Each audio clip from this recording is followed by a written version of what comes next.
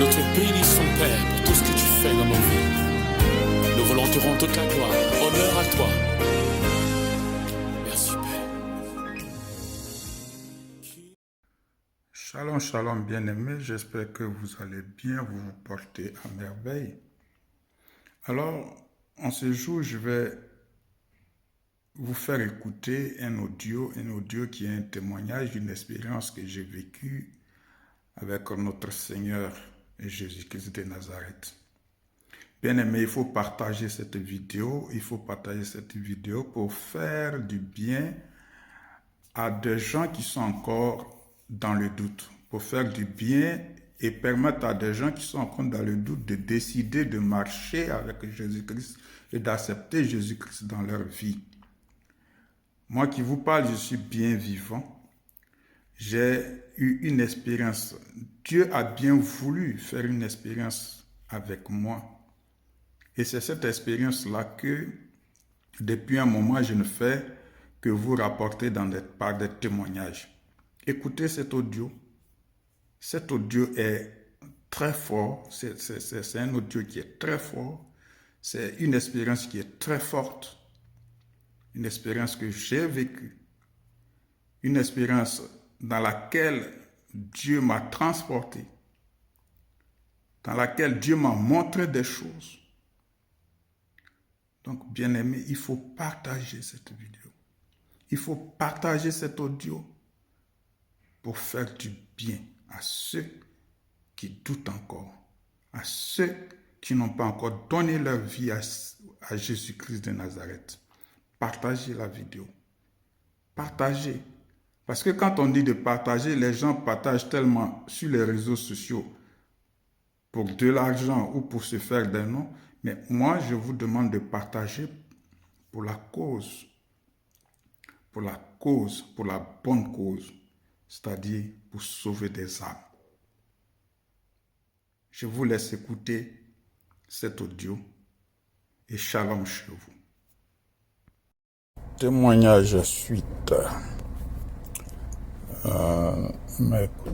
Mercredi 17 juin 2020. Alors, à la suite de mon transfert au bloc opératoire, je n'ai plus su après tout ce qui s'est passé. Mais ce que je vais raconter maintenant, et ça c'est ce que j'ai vécu dans la profondeur de mon sommeil, dans ma déconnexion. Alors, je me suis rendu compte que je me retrouvais au départ dans une chambre où est-ce qu'on m'a fait une perfusion, mais une perfusion que j'ai trouvée très bizarre. Qu'est-ce à dire? Je suis couché sur un lit et il y a un monsieur qui est en face de moi, dans un autre lit, et un rideau nous sépare. Et derrière ce rideau, je me rends compte qu'effectivement, il y a quelqu'un. Il y a des gens qui viennent dans la chambre et qui cherchent à me relier à la personne.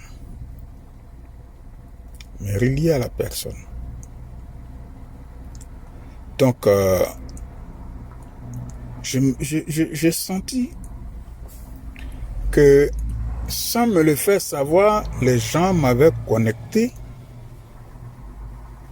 à ce qu'on appelle par des tuyaux de perfusion à quelqu'un d'autre. Mais j'avais comme l'impression que cette pratique était plus ou moins mystique. Qu'est-ce à dire? Ils ont connecté un tuyau au sexe de celui qui était en face dans la même chambre que moi. On m'a mis un tuyau au niveau du sexe, comme je l'ai dit, et relié, je pense bien, au sexe de celui, pour moi, qui était en face. Mais il y avait un rideau. comme s'il y avait un rituel. Comme s'il y avait un rituel. Comme si on m'a couché là pour faire un rituel. Alors, j'avais très mal. J'étais couché sur le dos, j'avais très mal. Je souffrais réellement.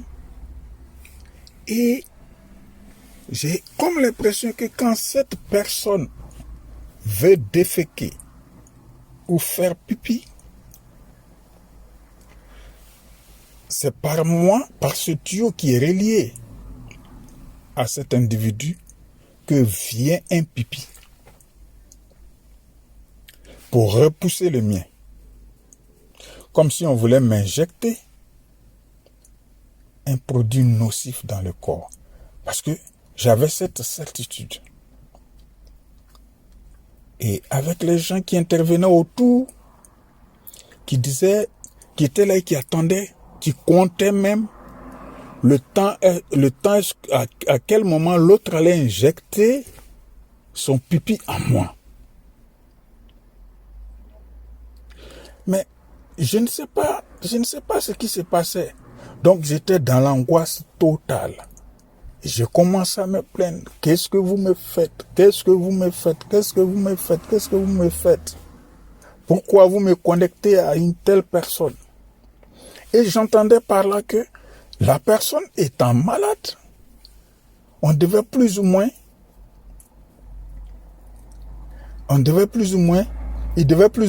me transférer sa maladie afin que lui soit sauvé.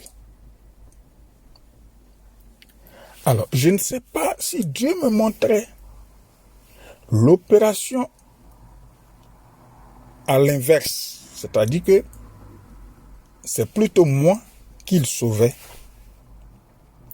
Mais je ne sais pas quelle image Dieu voulait me montrer. Et je vous assure que la personne se vidait en moi. La personne se vidait en moi. La personne faisait. Mais c'était incroyable. C'était incroyable. Et à chaque fois, j'entends que cette personne-là, on la remplace. Et après, je me rends compte qu'il y a une autre personne qui prend sa place. Comme ça, ce jeu-là a duré pendant des heures. Pendant des heures. Et après, j'ai senti que on sortait la personne de la chambre. De là où j'étais couché, on sortait la personne. On sortait la personne. Et quand ils ont sorti la personne, j'ai senti, parce que le rideau est là. Et donc, quand il y avait des femmes, des hommes qui rentraient à tour de rôle dans la partie de la pièce pour nettoyer, ils faisaient assez de bruit. Et moi, tout ceci m'énervait parce que le bruit était intense, la douleur était intense. Et franchement, je n'ai rien compris à cela. Et alors après cette étape, je me retrouve toujours dans ce même lit et j'entends des gens entonner des chansons que je pensais religieuses, mais en fait, c'était des chansons d'invocation des ténèbres, ça je peux le dire, d'invocation des ténèbres, où on chantait et on voulait mon âme, où on chantait et on priait que je ne sois pas celui-là qui doit être choisi pour être sauvé. Et j'entendais une relève pas à pas autour de la pièce dans laquelle j'étais. Et je me sentais être épié par des gens. Je me sentais être épié par les gens. Donc j'étais dans l'angoisse totale. Ma douleur ne faisait que s'amplifier. Ma douleur ne faisait que s'amplifier. Et tenez-vous, il y a même des gens qu'ils ont envoyés pour connaître, afin de connaître ma langue que je parle. Donc ils ont essayé des Sénégalais. Ils ont essayé des Congolais. Ils ont essayé, je vous assure, pratiquement, j'entends un Wolof, j'entends un Congolais qui vient me poser des questions, j'entends un Malien qui vient me poser des questions, un Sénégalais, ainsi de suite. Je crois jusqu'à au moins 6 ou 7 langues parlées en Afrique. Et ils ont vu que j'étais toujours stable dans mon coin. Je ne réagissais pas à toutes ces langues parlées-là. Donc les gens voulaient définir ma langue. Je ne sais pas pourquoi. Les gens voulaient savoir qu'est-ce que je parle comme ethnie. Ça, je ne sais pas pourquoi. Et ils faisaient un pied de grue autour de la pièce dans laquelle j'étais, me réclamant, souhaitant que j'appartienne à que tel groupe me prenne. Que tel groupe me prenne, que tel groupe me prenne. Je vous dis que c'est des sectes qui se sont alignés. Parce qu'ils venaient à chaque fois, à tour de rôle. À tour de rôle, des incantations. Oh Seigneur. Mais dans les prières dans le sens inverse. Pour ceux qui savent, dans le sens inverse. Parce que vers la fin, c'est nous réclamons son âme. Nous réclamons son âme. C'est pas lui qui doit vivre. C'est pas lui qui doit vivre. Et après, quand dans l'état que j'étais, quand je ferme les yeux, mais c'est tout ce qui apparaît. C'est-à-dire tout de suite, dès que je ferme les yeux, j'aperçois les gros fauves, les grands fauves de l'histoire de l'humanité, surtout des grands fauves africains, de grands lions. Et leur visage était comme plaqué à mon visage. Comme si on m'avait mis un masque de lion. Après un masque de lion, un masque de zèbre, un masque de serpent, des masques, plusieurs masques. Et quand je me ressaisis, mais pendant tout ce temps, quand je voyais ces masques, je me forçais à ouvrir mes yeux et à fixer l'image de Jésus-Christ dans ma tête. Parce que je me disais en moi-même intérieurement que moi, rien ne pourra me distraire, rien ne pourra me vaincre. Parce que je suis en Jésus-Christ. Et je voyais l'image de Jésus. Je me forçais de garder plus ou moins une illustration de Jésus. Voilà, une illustration de Jésus. Je gardais en tête que je suis l'enfant de Jésus. Donc quand je le fais, je suis apaisé un moment. Mais puisque je dois dormir, dès que je dors, ces trucs-là reviennent, mais je vous dis plaqués sur mon visage. Comme si c'est moi qui étais le corps et la tête était maintenant lion. Ou panthère ou serpent. Et à un moment donné, c'est des enfants africains déchiquetés et des sectes vaudous.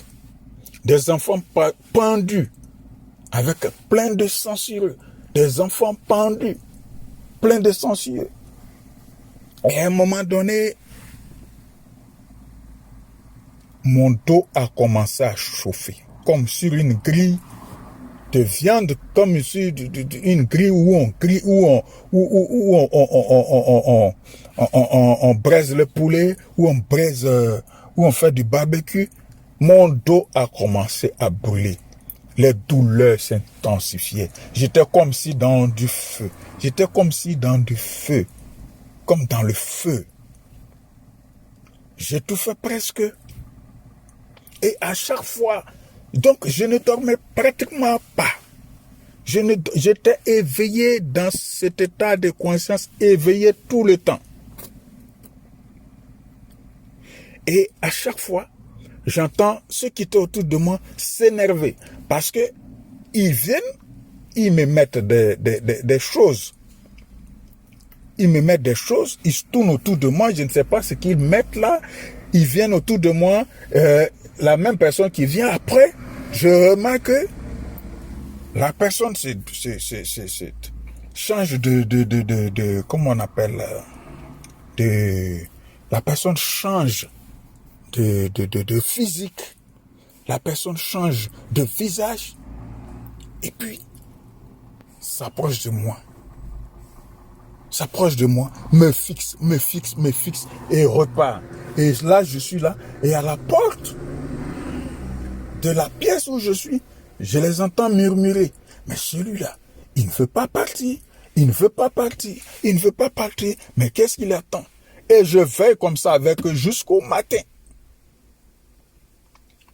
Et le matin, je vois c'est comme si on m'avait mis je ne sais pas comment définir, mais j'entends à la porte des seaux qu'on jette, des bruits qu'on casse, toutes sortes de bruits, j'entends des plaintes. Oui, ce gars-là, on a encore veillé une fois, et il ne dort pas, il n'arrive pas à dormir pour qu'on puisse faire ce qu'on a envie de faire. J'étais tourmenté.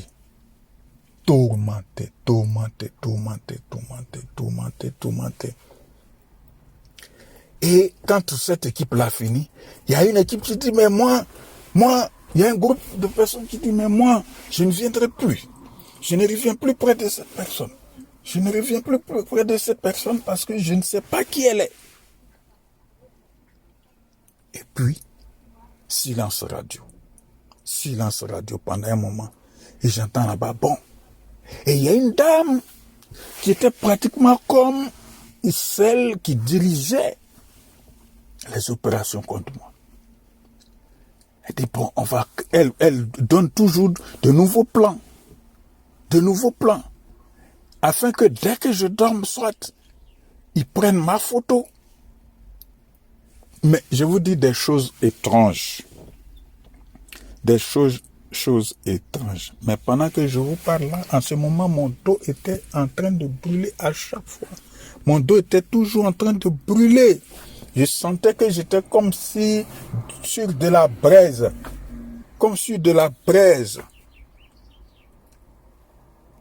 Et j'en souffrais.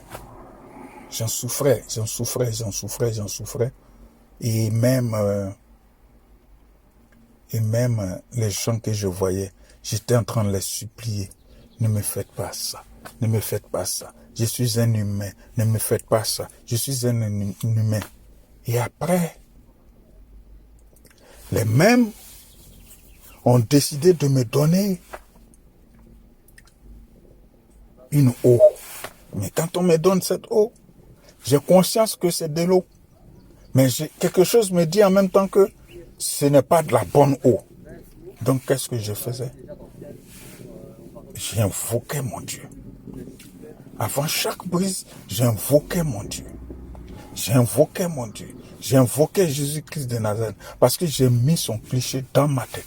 Je l'ai personnifié moi à ma manière. J'ai personnifié Jésus-Christ de Nazareth. Ce qui a fait que, à un moment donné, tous ont abandonné. Et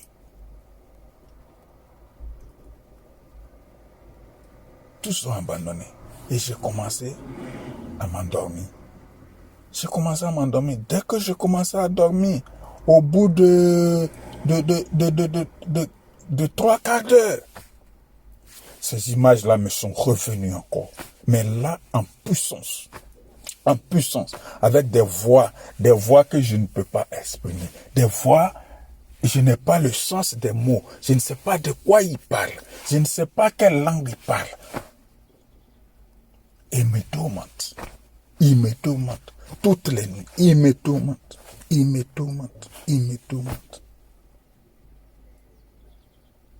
Donc je suis éveillé. Je ne dors pas. Je suis éveillé. Et je supplie. Et après un temps, on vient me donner un peu d'eau. Mais à ce moment, j'ai conscience et j'ai dit, oh Jésus, je bois ceci dans le nom de Jésus-Christ de Nazareth. Je bois ceci, je transforme cette eau en sang de Jésus-Christ de Nazareth. Et je prends l'eau, je bois. Et pendant près de 3 jours, parce que j'étais conscient de ces jours, pendant près de 3 jours. Et le 3e jour, à une certaine heure, eux-mêmes, ils ont démissionné. Ils ont démissionné. Et je me suis rendu compte que je sortais de quelque part. Puisque j'étais propulsé par le haut. Et quand je suis arrivé par le haut, j'ai atterri. J'ai apparu dans un jardin. Un grand jardin. Un très grand jardin. À l'infini. Superficie à l'infini. Et là,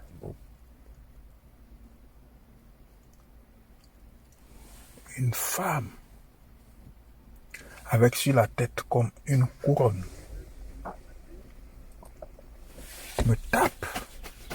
Mais je ne pourrais dire si c'est une femme réellement ou bien un homme. Mais en tout cas en robe. Enfin, en robe comme un boubou que la femme ou l'homme peuvent porter. Et sa chevelure était comme une couronne. C'est-à-dire sa chevelure était comme une couronne, comme on dit afro là. Mais les bords arrondis tout autour de la terre et de la tête. Tout autour de la tête. La personne tape mon épaule. Il me dit, tu as eu un nouveau foie. Va-t'en. Avec un grand sourire. Et en même temps, dans cette immense superficie, j'ai vu une maison, comme si c'était une maison de garde. Comme on le voit dans les films, comme une maison de garde, mais élevée en même temps comme une chapelle.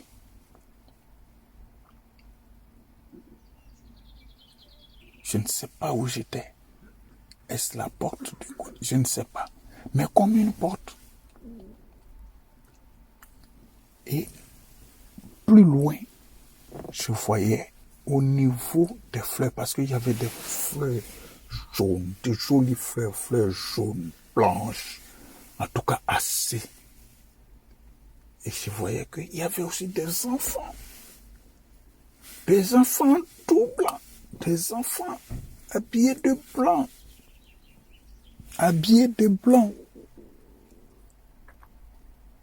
qui étaient tout souriants, tout beaux. Alors quand en ce moment, la personne m'a tapé l'épaule pour dire, vas-y, tu es guéri. Tu as reçu ton foie. Pars maintenant. Je vous assure, je me suis levé de là où j'étais dans le jardin. Et dès que j'ai commencé à m'élever, tout un groupe de colombes,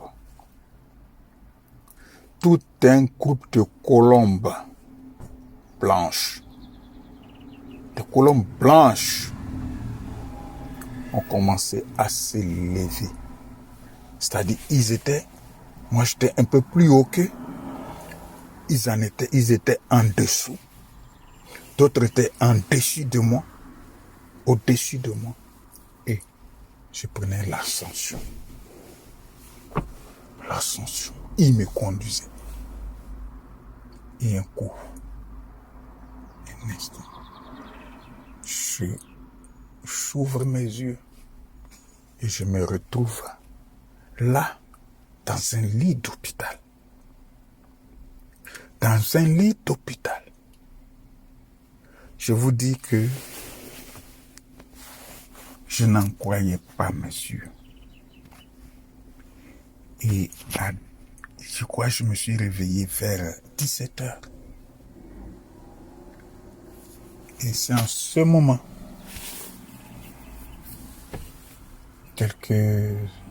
une heure après,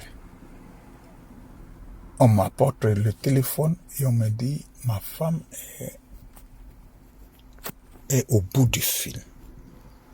Je dis mais comment ça?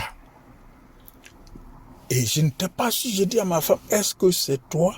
Elle dit oui. J'ai dit non. Parce que moi, je me retrouvais encore, je me croyais encore là où j'étais. Non, c'est pas toi. Ça allait tellement vite. J'ai dit non, c'est pas toi. C'est pas toi. Elle me dit c'est moi. J'ai dit passe-moi ma fille Marie. Elle me passe ma fille Marie-Manuela. Et Marie-Manuela me parle. Après, Lauriane me parle.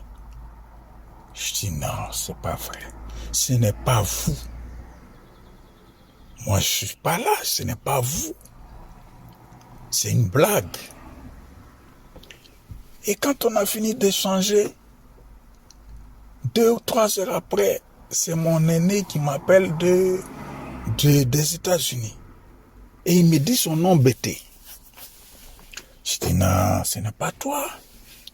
C'est pas toi, vous racontez des histoires. Il dit, mais je te passe ma femme. Mais je vous dis que là, non, c'était autre chose. J'ai dit, non. J'ai refusé de croire. Je ne croyais pas du tout que c'était mon frère et sa femme.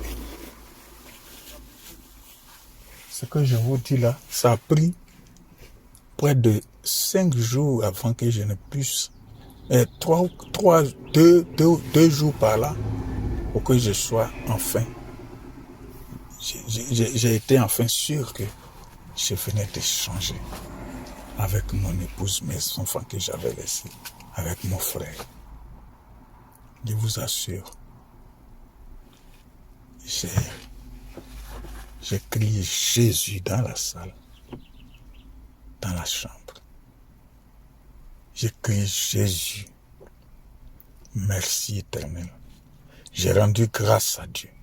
J'ai rendu grâce à Dieu. J'ai rendu grâce à Dieu. Parce qu'il m'a envoyé voir la porte du séjour. Il m'a envoyé à la porte du séjour des morts.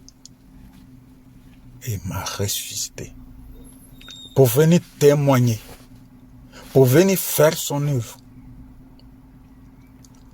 Pour apporter sa parole à ceux qui ne croient pas. À ceux qui sont encore incrédules. Pour parler de qui il est, pour dire qu'il est vivant, pour dire qu'il est au contrôle de tout. Alléluia. Nous te bénissons, Père, pour tout ce que tu fais dans nos vies. Nous voulons te rendre toute la gloire. Honneur à toi.